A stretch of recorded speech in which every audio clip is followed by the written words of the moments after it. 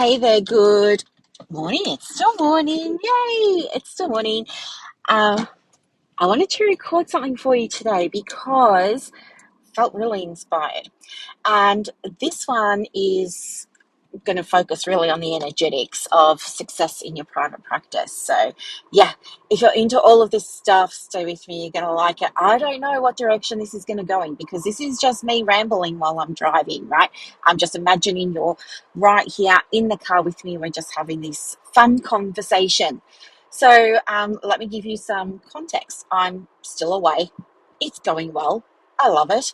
I love being away so much. I love the spaciousness and the freedom of it and all this kind of stuff. And I realized that while I've been here, a couple of things, right? So, full transparency. Um, this is giving you like the background, don't worry. But yeah, so I came away to have a big break.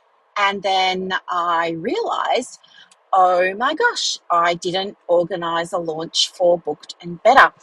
And anyway, so yeah, it's a new thing like service product. Well, it's not really a service; it's a product, right? It's a um, subscription where once a month therapists can receive a tool, a resource that they can use to get better results in their private practice, right? But anyway, I was so busy working away on creating the opt-in page for it, the sales page for it and everything, and making sure that was all published before I came away that I totally forgot, hey, I forgot to launch the thing.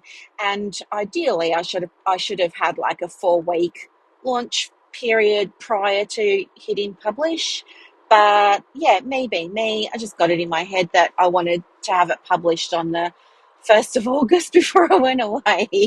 And I kind of got things backwards.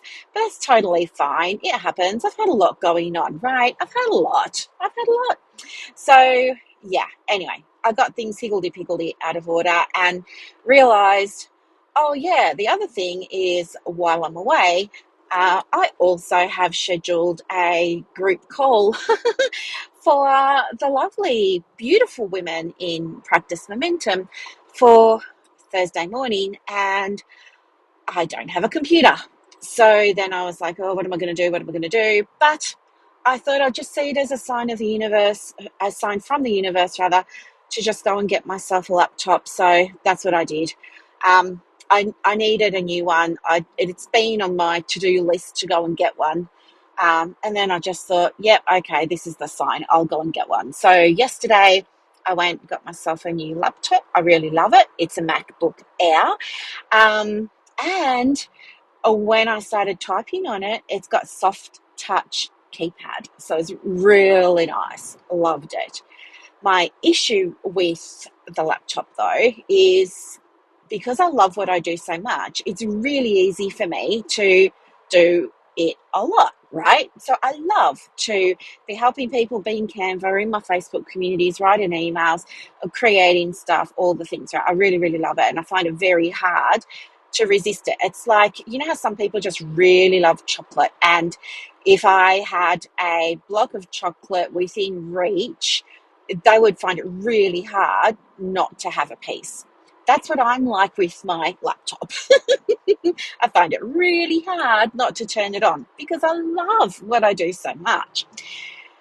So I made an agreement with myself that I would only use it in case of emergencies, which obviously is going to be Thursday morning's group call. But also I realized, yeah, I probably need to do something about not having launch Booked and Better. So I quickly whipped something up and put that up. I did a little bit of it yesterday and a bit this morning. So, yeah. And now I've just like removed myself from my accommodation so I can't touch the laptop. But anyway, while I was there this morning, I had, all the heater on and the fire going and, you know, the coffee, and I bought these crystals which I had them at home, and for some reason it just didn't occur to me to bring them.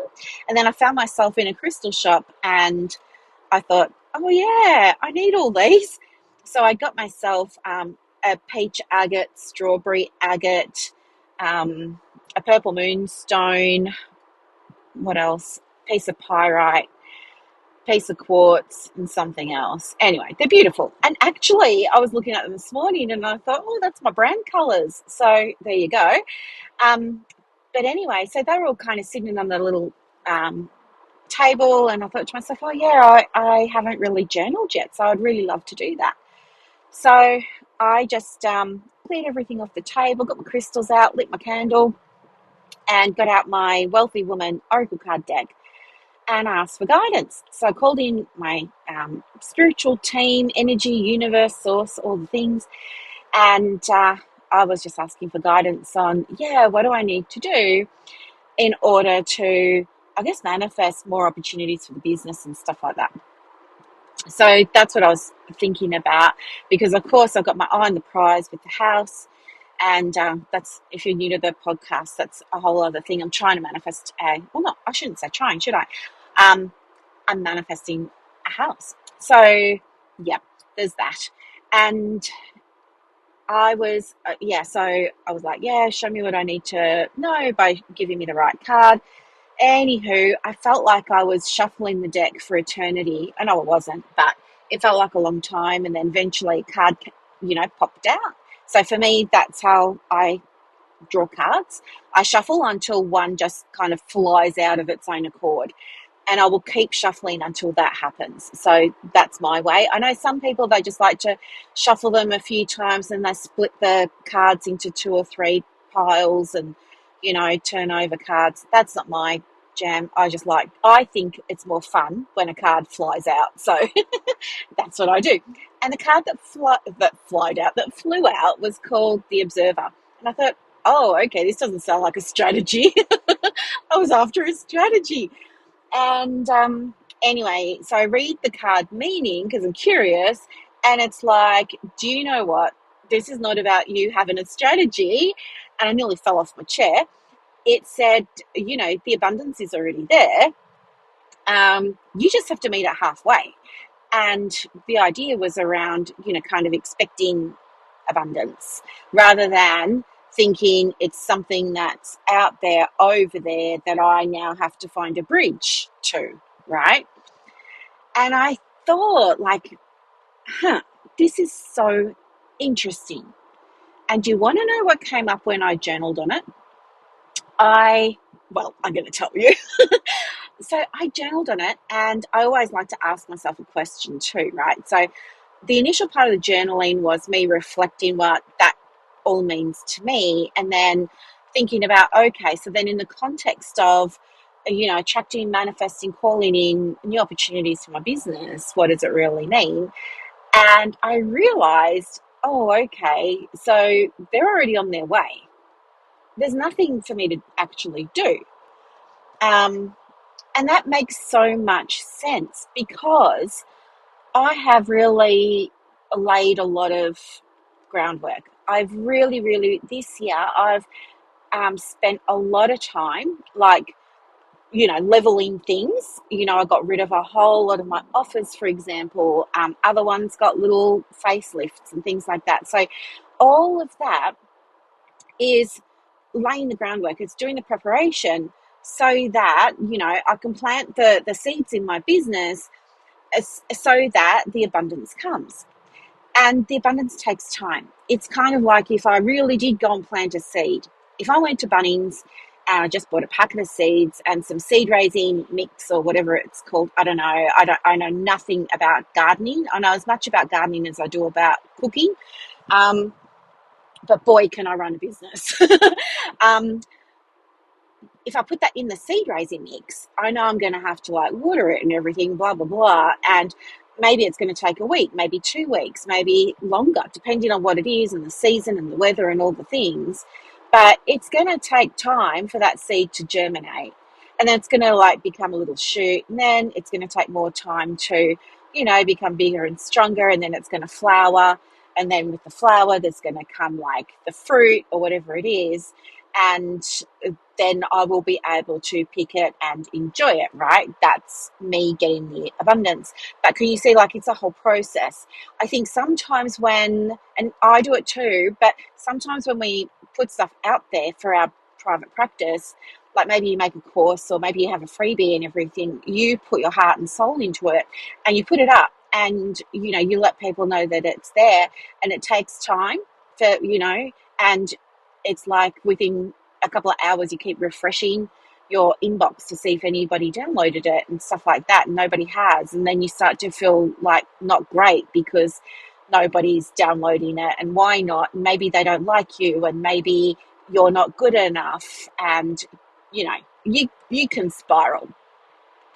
And it happens because we don't remember to remind ourselves that things take time to germinate, right? Things take time to grow.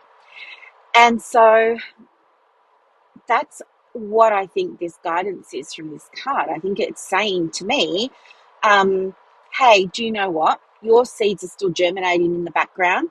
Don't stress. You've planted them. They're doing well. They're growing. And sooner or later, you're going to be able to pick the fruit, right? Like, it's a done deal. That fruit is on its way. Done. So you just need to go out and pick it. And you need to be ready to pick it. So get your stuff together. And I think what that means is, in a practical sense, make sure I've got everything I need in place to receive the opportunity or the client or the sale or, I don't know, the experience or whatever it is, right? So let's say I'm trying to call in a new client and I'm like, geez, I'd really love a new client now. Let's say it's for practice momentum. I'd really love a new client for practice momentum right now. What's my strategy? Well, you don't need one because you've already implemented stuff. You just have to give it time to do its thing and work its magic. Okay, great. So where does that leave me? Well, you need to get ready to receive it because it's coming, right? It's a done deal. It's on its way. It's coming. Have you got everything you need in place to let it in, to receive it? And that looks like, do you have your contract or agreement in place? Do you have the onboarding in place? Do you have, all those sort of practical things? And I'm like, okay, great. So I will just go and double check those because it's a good reminder. One of the things that often happens with me is I'm always upgrading stuff for my clients, but I often forget to upgrade links to give them the stuff. And so when they go to, get something, I usually get a message or an email saying, hey, link's not working. So it's a Brooklyn thing. It's probably not going to change anytime soon, despite how much I really try not to do that. It's probably still going to happen. And I'm very, very lucky to be working with clients who are very forgiving and understanding. So yeah, that's probably, it's saying to me, make sure you've got all your ducks in a row to welcome them in so they can hit the ground running, you can hit the ground running, and you can all thrive. So I really, really, really, really like that. And I think too, the other message there is to expect abundance. So in this example here, for me, I would say, oh, well, I'm just going to expect that, somebody's going to apply for my program. I'm just expecting that that's going to happen. When you get into that space, here's the thing. When I started thinking about this morning, and I was like, okay, so there's nothing really for me to do. This is more about me just meeting it halfway. And what does that look like? And yeah, it looks like me getting ready to welcome it in. But the other thing was, I have to mentally expect it. And I guess what came into my mind was, it's kind of like if I was going to meet one of you and I don't know, you were coming by train and you said, yeah, I'll meet you at Frankston Station, which I wouldn't wish on anybody, by the way. Don't come to Frankston Station. I'll pick you up at Woody Alley or something. But I know that you're coming. I'm expecting you. I've gone and I've made my home really nice. I've made sure that I've got plenty of food and drink for us, nice music, incense going. Buddy's agreed that he's going to be on his best behavior, all the things. Then I'm going to go to the train station and I'm going to meet you, right? I'm just going to get there and I'm going to wait for you and you're going to turn up, right? And then we're going to go back to my place and it's going to be great. So, yeah, when I started to think about really letting myself get into the energy, the mind space of expecting it, guess what happened? Got excited, didn't I? I got so excited. And I was like, oh my gosh, it's so exciting. This opportunity, it's like on its way. Yay. I got so excited. The energy shifted from, you know, when I first picked up the cards and was asking the question. That energy was lack, it was scarcity, it was what am I not seeing, it was what don't I know, it's what's the missing piece, it's show me the way, implying that I don't actually know the way, which is BS because I believe we all already know the ways, we just don't listen to ourselves. So anyway, all of that. And when I got into the energetic space of just expecting that it's going to work out, it was totally different. All my energy started flooding back, so like rushing back. I felt like really excited. I noticed that I was smiling. I felt good. Yeah, I was sitting up straight. It's almost like the anticipation of that you have on Christmas Eve. And that Christmas Day is just like one more sleep away. It's like so, so, so exciting. Or maybe before your birthday or some kind of big event. You know how you got that really excited anticipation. So that's the space that I'm in. And then what happened was I started to think about a beautiful client that had, oh, look, it happens all the time, I know, but it's never nice, is it, when somebody books an appointment and then they no-show, right? And it really upset her. And, kind of like threw her off for the rest of the day. And yeah, she didn't feel great about the business and all of this. So anyway, I was thinking about that situation in terms of, okay, what about moving forward?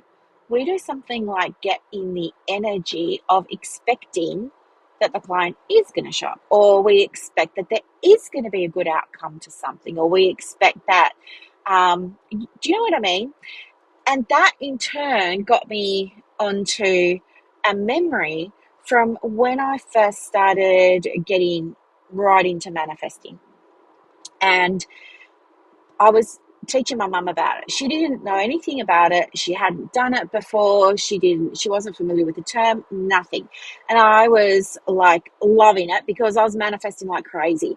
And I started just with small things before I started building up, right? So right back in the beginning. And again, you can go back. It's how this podcast started. This podcast was a manifesting podcast right at the beginning. So you can go back to those very early episodes and you'll hear all about what I did and what I manifested. But I started with small stuff first because I needed to build trust that I could do it and faith that I could do it. So I just started with finding a feather, like manifesting a feather, manifesting, loose change, stuff like that, and then worked my way up. And this one time I was telling my mum about manifesting and she decided that she wanted to have a go, and she asked me, well, what are the steps? And so I just told her the steps, and she said to me, well, coming back from Phillip Island, we were at San Remo, and she said to me, okay, and I was getting a coffee. That's right. I had stopped to get a coffee, and she said to me, all right, well, when you go and get a coffee, I'm manifesting a piece of Jaffa flavored fudge. I want a piece of fudge that is orange and brown and it tastes like Jaffa, orange and chocolate. And I want you to get it from this coffee shop. Now, neither of us had ever been to this coffee shop because it was new. And it was called, I don't know, Extreme Coffee or something like that. And it said, all we do is coffee. And so I was disappointed because I'm thinking, oh, she's setting me up so that this doesn't work. And then I'm going to feel bad and I'm going to feel embarrassed. I'm going to feel like a heel because it didn't work. And, why did she have to say this thing? But I knew that if I went into that coffee shop thinking that and being in that energy, being in that state, I was probably going to get back all of that, right? So I had to be very, very, it was so hard. It was so hard. But I had to be very intentional about what I wanted to manifest. So, and I had to be very intentional about shifting my vibration. So it's so hard because I was like, how do I go from this isn't going to work? Um, she's setting me up for failure here. I'm going to have egg on my face. How do you go from that to 180 degrees opposite? So what I did was I just told myself, no, this does work. And you've got so much proof that it has. You got your feather, you got your loose change, then you manifested $5, then you manifested $20, like you've got evidence and you got a lot of it. This works. So I reminded myself of my faith, right? Like what I believe in. I was like, no, actually, yeah, I do believe in it. And why can't it work again? Okay. So I picked myself up and I was just like, I'm going to go in here expecting to get this fudge. So I go into the coffee shop and when I went in, they were packing up. The chairs were upside down on the tables. There was a lady mopping. And she said, oh, can I help you? And I said, oh, yeah, I wanted a coffee. And she took my order and then she said, anything else? And I said to her, oh, look, there's probably not much point, but I mean, I can't even believe I said that, which I probably should not have said. But I said, oh, I don't suppose there's any chance you sell fudge. And she goes, oh, yeah, we make it on site. And I was like, what? And I said to her, it doesn't say that anywhere. And she goes, no, no, no, we've only just started doing it. I was like, okay, well, do you have any Jaffa, like any chalk orange? And she goes, oh, let me have a look for you. And she goes away and she comes back and she goes, no, we don't. And I thought, well, that's interesting because did manage to manifest that they had fudge. Didn't manage to manifest that they had chalk orange or the Jaffa. And I thought, well, that's really interesting. So I was standing there waiting for my coffee. She'd given the order to somebody out the back. She picked up her mop and her bucket and went about mopping the floors. And then this lady comes out and she said to me, here's your coffee. And then she said, is there anything else that I can get you? And I said to her, oh, no, I was just saying to the other lady that I wanted some Jaffa fudge. And she said that you guys don't have any, but yeah, thanks anyway. And she goes, no, we do. I've just pulled it out of the fridge now. I couldn't believe it. I said, what? She goes, yeah, yeah, yeah, I've just taken it out of the fridge now. She wouldn't have seen it because it was in the fridge. I was like, okay. And then I said, yes, I would absolutely love a piece. And so anyway, she gave me the piece of fudge. And then with the piece of fudge, she gave it to me as a bigger piece for my trouble and because they were packing up and blah, blah, blah. And I went skipping out to the car, feeling very proud of myself, very smug, very OMG, this actually works, even for other people. And I was just like so happy. I was giddy happy. Like, I don't even know how I drove home. I was that happy. And my mum couldn't believe it, right? She's like, no way. I said, yes way, they had it. And I told her the story. Anyway, so on the back of that, my mum had this experience of manifesting with me. And then what happened was probably, I don't even know how long, I would have to go back and listen to the episodes, which I'm probably not going to do, but it wasn't that much long after that I got a tax bill. It was a big tax bill. It was like 20 grand. I couldn't believe it. I think what had happened was I'd changed accountants or something. Um, And as I now know, often happens when you change accountants, the new accountant ends up working their magic, and oftentimes you get a bill that you didn't have before. So anyway, that was what had happened to me. It was this $20,000 bill. And anyway, yeah, so we'd lodged my tax return. I had to pay 20,000. I paid the 20,000 to the tax office, but then they got back in touch with my accountant and said, no, she hasn't paid us. And I said, but I have. And so he goes back to them and he's like, no, no, no, she's paid. And they're like, no, no, no, she hasn't. And here's another copy of the bill. And so that gets passed on to me. And I'm like so upset. I'm stressed. I'm freaking out. I'm anxious. I'm like, yeah, I'm in a real mess about it. And I'm insisting to my accountant that I did pay it.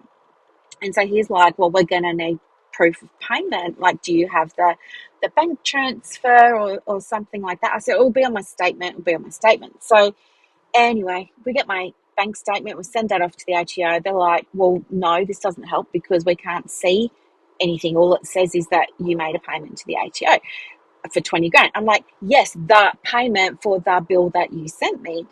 Anyway, I was so stressed, and they were saying, listen, if she doesn't get this sorted out, we're going to prosecute. And I was like, what? No, I've paid it. And so then I'm getting really, really, really scared. And I was so worried. And then I said to my mum, look, I don't know what I'm going to do. I don't know what I'm going to do. And I said to her, I'm going to ring my accountant, and I feel sick about ringing him, like. And she said to me, well, just do what you told me to do, like just manifest a pleasing outcome.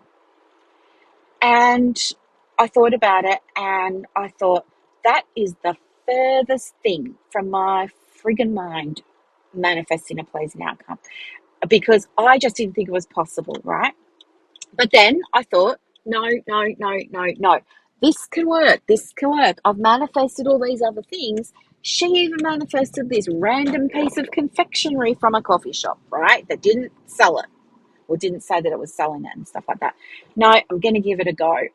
So I went into my study and I calmed myself down. I read a little bit of I think it was a Gabby Bernstein, or it might have been Abraham Hicks kind of law of attraction vibey thing. I needed to get back into the space, right, of believing that it could work. And then I was like, okay, and then I did some journal prompts. That's right. So I journaled through, like what my block was and all of this, and I did, yeah, some journaling around it. And then I was like, okay, yeah, I think I'm good to go. So I set an intention. I set the intention to experience a really pleasing outcome from this conversation. And I didn't pick up the phone and make the call until I had fully embodied the expectation of a pleasing outcome. Not a positive outcome, a pleasing outcome. And the reason that I say a pleasing outcome is because my brain won't do positive outcomes, right? My brain's just like, no, that's not going to happen. But if I say pleasing outcome, my brain's like, sure, we're open to being pleased. If I say positive, my brain treats it like I'm lying to it, and it will never agree to me not being honest with it. So that's why I say pleasing. It just works for me. So I say, okay, I'm going to manifest this pleasing outcome. So I got myself into this space of like anticipating a pleasing outcome, right? I visualized seeing myself get off the phone and be smiling. I visualized my shoulders dropping on the call. I visualized myself laughing with my accountant, all these kinds of things, right? And then I made the call, but only once I'd embodied it, right? I make the call and I tell my accountant, yeah, hey, it's me. Yeah, I want to get this sorted out. Obviously, I don't want to be prosecuted for this $20,000. I thought they did payment plans and stuff like that anyway. And I said, but irrespective, like, I've paid this. And he said, yeah, okay. So we're going to need like better proof. And I said, yeah, sure. And then he said, you know, like, do you have any more information about there that we could look at, about it that we could look at? And I said, yeah, I don't know. So I went into my email and I found the original invoice from the ATO saying, yeah, you owe us this much. And I said to him, like, I was just reading out all of the stuff, right? I was just reading out for him, oh, yeah, I made this much in the payment. This was the date. This was how I did it. I did it by BPay, and this was the biller code, and this was the ATO reference code. And anyway, he's writing it all down, and then he says to me, oh, that reference code is different to the one that's on this bill. And I said, oh. And then he says, you've just paid it into the wrong account. So I was like, what? And he goes, yeah. And he said, did you not type in the reference number? And I said, well, no, because when I went to pay it by BPay, the reference number was already there. So I just said the amount and then pressed, make the payment. And he said, oh, no, you have to type in the reference number because that can change. Anyway, so then he called the ATO and he said, listen, we found out what's happened. She did pay it. She's just used the wrong account number or reference number. When you go and make a BPay payment, so in Australia, you one of the ways you can pay the government and any business is through something called BPay. It's, B stands for bank, I think. Anyway, it doesn't cost you any fees and stuff like that if you're the one making the payment, but it's like reliable and it's trusted and it's safe and secure and all this. Anyway, so that's what I'd done. Just went into the wrong bank account. And so anyway, yeah, I hung up the phone and I was smiling and laughing. And then I realized, OMG, I've done it again. This manifesting thing works. And then this all got me thinking about, like, recently when I went and saw my financial advisor about, like, what's the deal? Can I get a house? Like, what's going on? Blah, blah, blah, blah. And, again, I just did the same thing. It's my go-to for manifesting now. I always say manifest a pleasing outcome for this situation. And I got a pleasing outcome from that. So then on the back of all of that, I was thinking, how can this help my clients, right? And I started to think about, I've got a few clients that, they can spiral quite quickly. They, when something doesn't go, you know, well or the right way or something, like, for example, like with having a cancellation, or maybe even like yesterday, somebody had a no-show, right? Like thinking stuff like that. Um, you know, and I thought, yeah, interesting, because if I go back through our conversations, I can see that there has been like a little bit of a pattern of anticipating that things won't work. You know, I'm not good at business. I only have a diploma, therefore, my supervisor doesn't do this, therefore, and it's like almost self-fulfilling prophecy type stuff happening. But the self-fulfilling prophecy, that's the technical term in psychology, right? It just means that whatever you believe, you get. And it's the same in manifesting, right? They're just called two different things. But manifesting is whatever you believe, you get. Same thing. In manifesting, you might also hear it as you'll see it when you believe it, rather than you'll believe it when you see it, right? It's the opposite. So then I was thinking, okay, in a way, you know, is it possible that they've been manifesting some of these outcomes without realizing it? Or, if you don't want to use that word, like, have they been getting themselves into an expectation loop, a self-fulfilling prophecy, if you will, around things don't work out for me. I'm not good at business. I don't know what I'm doing. People can't afford it. Nobody sees the worth of my business. People don't like me, stuff like that. Have they been embodying that energy and trying to run their business from that space? And not necessarily like the business, like the whole entire private practice, but maybe certain parts of the business or certain processes or procedures or policies or, things like that. Is that possible? And I thought, well, anything's possible. And then I thought, okay, so I guess the good thing about this is if that is in part what's been happening for some of them some of the time, what we know is that it's working, right? They're getting into an unwanted, um, they're getting into anticipating what's not wanted. They're putting their attention on that. They're putting their energy on that. Oh, well, I'll put the social media post up, but there's not much point anyway because nobody ever reaches out. And then they're writing the post and then they're posting it, right? And then nobody reaches out and they're like, I told you, like, nobody ever, this doesn't work for me. Um, that's like an example. So I thought, if there's proof that when they get into this negative bias, it's working in terms of giving them the negative result, which is then like they're taking that as the evidence that, their thought was correct, then that means that they're really good at manifesting. And it means that um,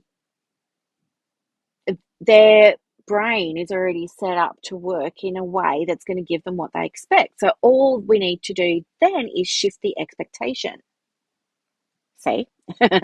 And so then I'm thinking to myself, okay, so now we need a way of shifting the expectation away from, I should have known that they'd cancel at the last minute. These things always happen to me.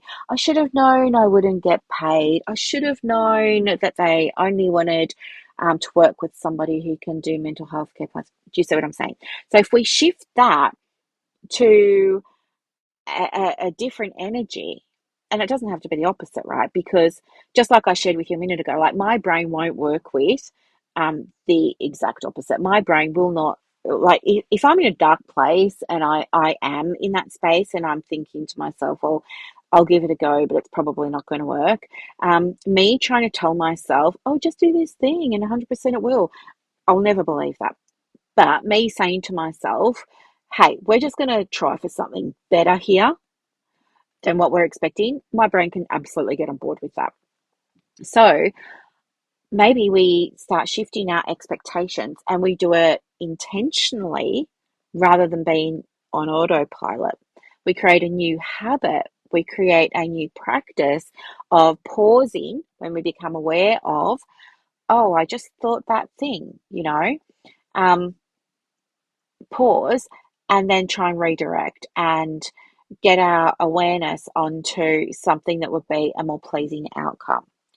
So, um, maybe it might look like, yeah, I'm just expecting that this is going to work out.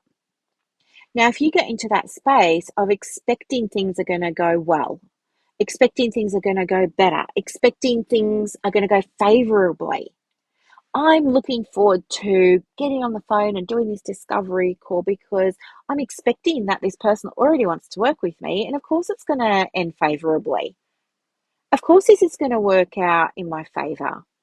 Of course, this is going to work out for, you know, my highest good and that of the clients. Of course, it is. If you went into discovery calls with that energy, you would do them differently.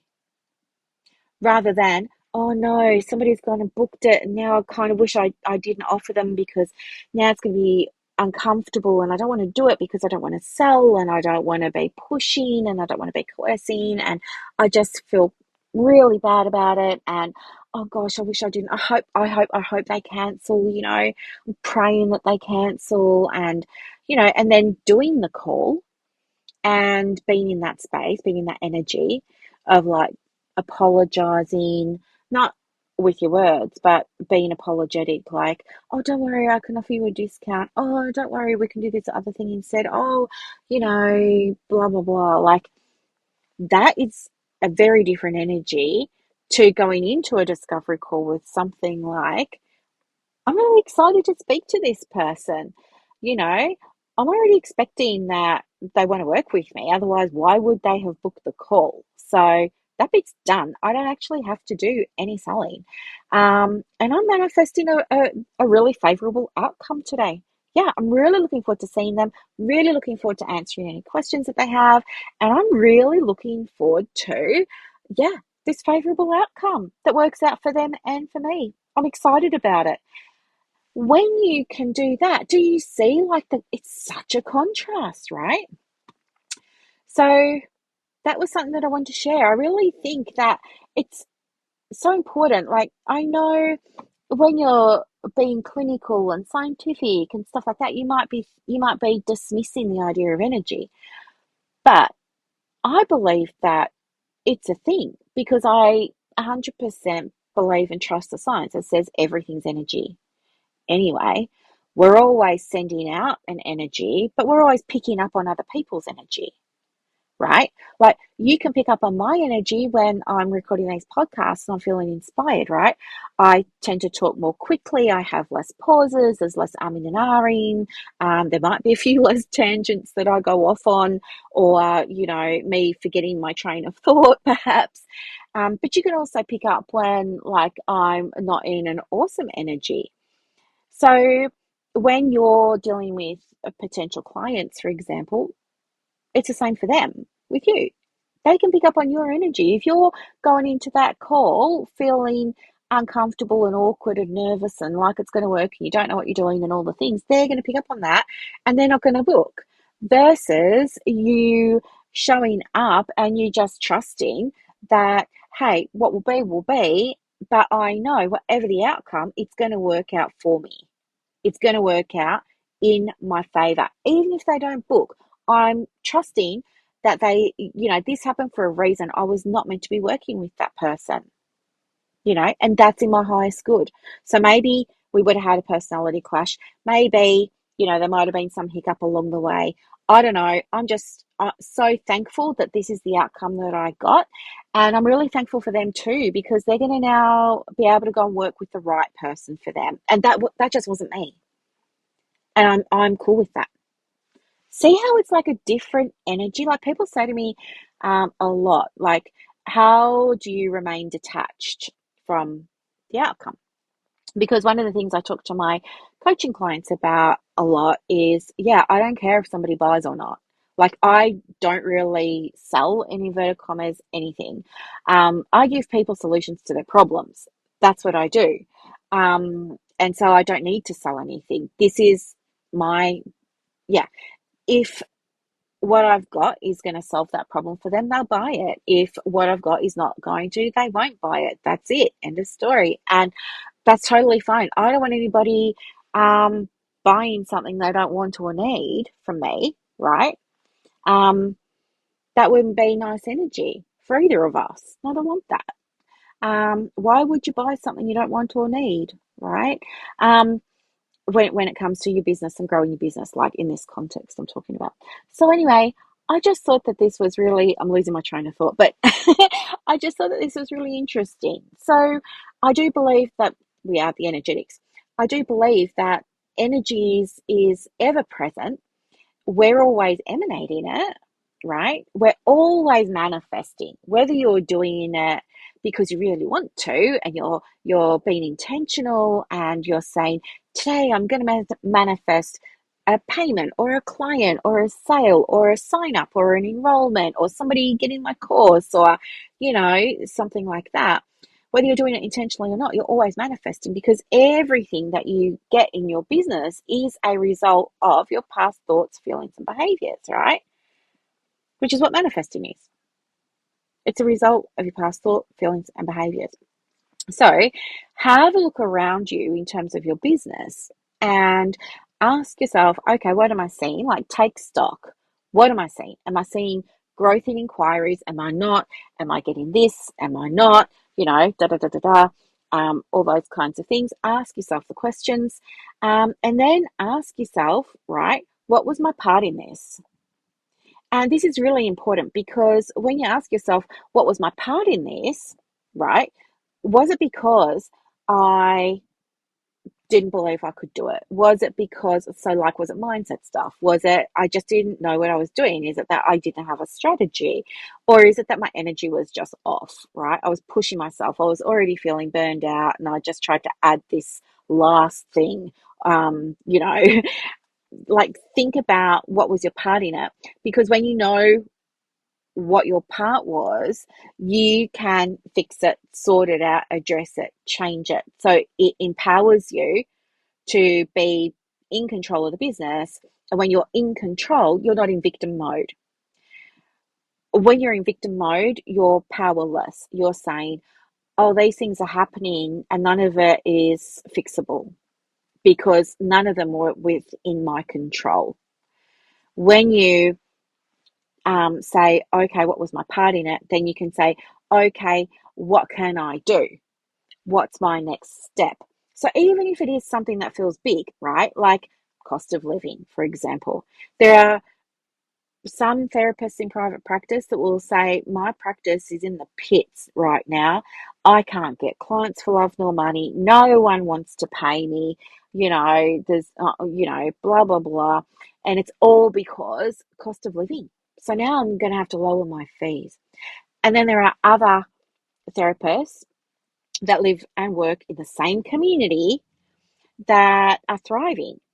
And they say, yeah, we've got a cost of living situation here in my suburb where most of my clients come from. And so I've had to try and, you know, create something that's going to meet that need, meet that demand, meet them where they're at, And so they have adapted. And as a result, their business is booming. They're doing really, really well. So that's what I'm saying. You can either say, I didn't have a part in this, none of it's my fault, it's all because of external things, poor me, or you can say, what was my part in it? Okay, great. Or what was my part in that? Well, my part in that was I was believing I couldn't raise my fees because we're in a cost of living situation and people couldn't afford it. So how about I work on that belief, because I can see there are other businesses around me that are flourishing and thriving, charging more than me. So obviously it's not true. There's evidence there to say that's not a true belief. It feels true for me, but I can work on that belief. And then with working on that belief, new things then become possible. And then with new things becoming possible, more clients become possible, more revenue becomes possible, more opportunities become possible, my confidence becomes more possible, all those kinds of things. So here's the thing. I would love, love, love, just as an experiment, to, the rest of the day in your business, or if you finished work for today, maybe, make a little reminder for yourself for tomorrow morning to go into work, or starting the day expecting that you're going to get pleasing outcomes. I mean, use your own language. Borrow mine if you want, right? Borrow mine by all means. I always say, I'm going to manifest a pleasing outcome. I'm excited to receive a pleasing outcome. And just see what happens. Just do it for today. See what happens. Let me know. All right, my lovelies. Talk to you soon. Thanks for listening to another episode of the podcast. Bye.